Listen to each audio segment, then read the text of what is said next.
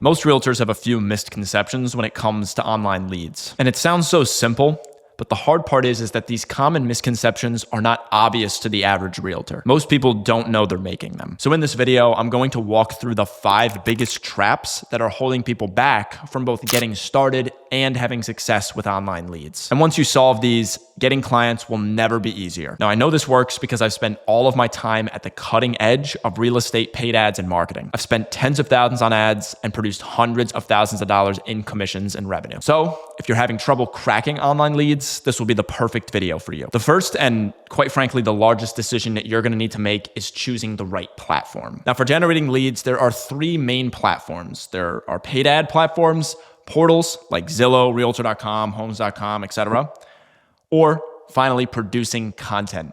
All 3 of these have their advantages and their disadvantages, but what's important to understand is the right one for you because it can make or break whether you're going to scale to millions of dollars a year and you're going to open your own brokerage if you haven't already, or if you're going to be stuck running the rat race, always having to either cold call or just deal with inconsistent lead flow year round. So first, let's talk about paid ads. Now, when running paid ads, there are a couple of different platforms, and there are 3 main ones to be specific. There's Facebook, there's also Instagram, which is associated with Facebook as well, and then there's Google, and then YouTube. So Facebook, Instagram being 1, Google being number 2, and YouTube being number 3. And you need to understand each of these have their advantages and disadvantages. Starting with Facebook/Instagram, these are really good for generating a lot of volume. But the problem is if you don't have an advanced dialed in follow-up system that's able to get to the leads instantly, constantly follow up multiple times a week, you're probably not going to scale. And the reason that most leads that come into the pipeline just simply don't convert or never answer is because of the fact that Facebook is an interruption-based platform. People are scrolling and they're getting cheap dopamine from the fact that they're just looking at videos that aren't relevant to any sort of buying intent. They're just trying to be entertained. And so with this, you're going to have curious people that are looking through ads and they might land on a landing page and say, oh, this looks kind of nice. And, these have nice colors. And they're just doing it out of curiosity. They're not doing it because they're actually in the market.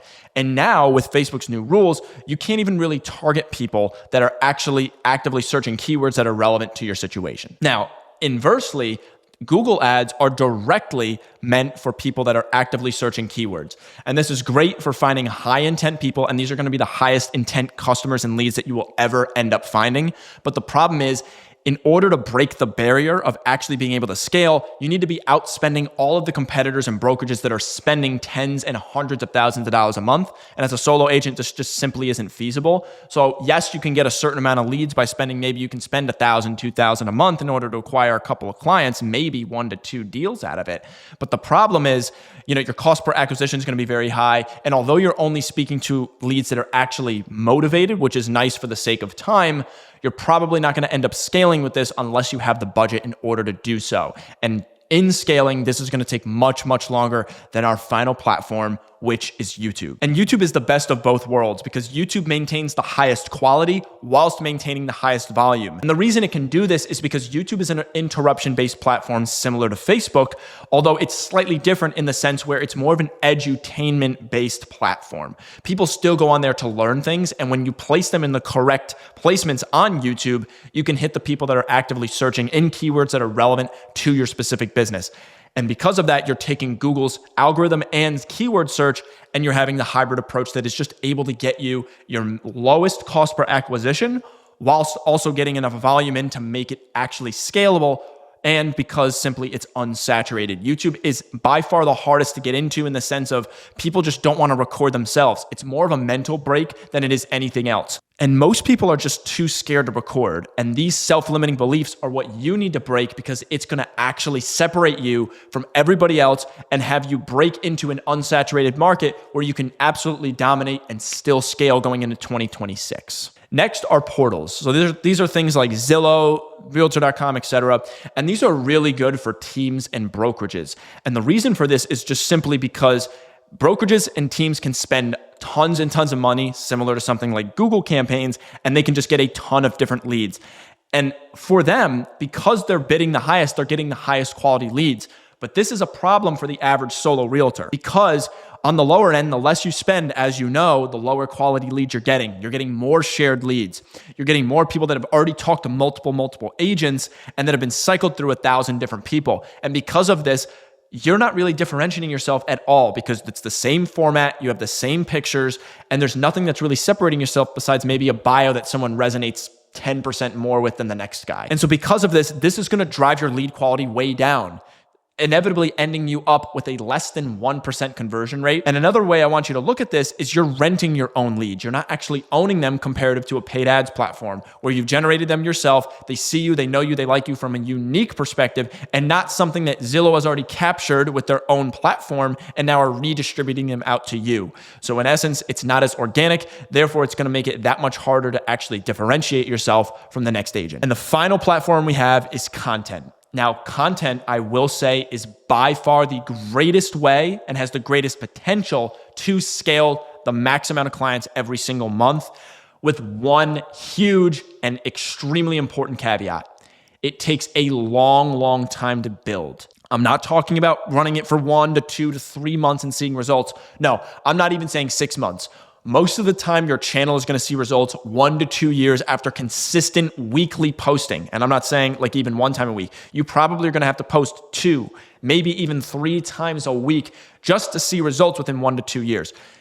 With that being said, these are a great complement to paid ads if you're running them because you can drive people to your YouTube channel. They can see more of what you do, your personality, a day in the life, however you want to structure it.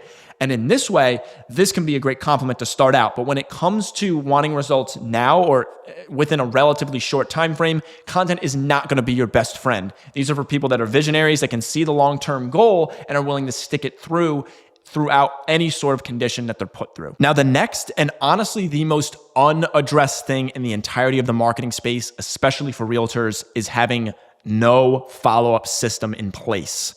I can't stress how important this is for realtors because most people just kind of take this lightly or with a grain of salt. Like, oh yeah, as soon as they come in, I got it. Once they come in, I'll convert them. But most of them never actually do. And I'm going to explain why. Most realtors rely on their memory, meaning that when a lead comes in, if they even have systems to track it, they're going to rely on manually writing it down and saying, oh, I just have to contact this person at X time. And then they never actually can remember because they just simply get too busy. And most of the time, they don't even really track it. They don't have a CRM in place to actually keep track of them, set reminders to contact a lead at X time, etc. And inevitably, because of this, leads just simply fall through the cracks. I can't tell you how many times an agent has told me, yeah, I follow up with them. And then they end up just calling them maybe once a day after they submit their information and then wonder why they didn't actually convert. Marketing is not 2017 anymore. Leads don't just work with you because they see you. They want to like, know, and trust what you're saying. If you're not delivering on value, if you're not staying up to date, showing them you are who you say you are, they're going to ghost you. No doubt about it. And of those that do have a follow-up system in place, they are tracking, they're calling them a couple of times as soon as they come into the pipeline.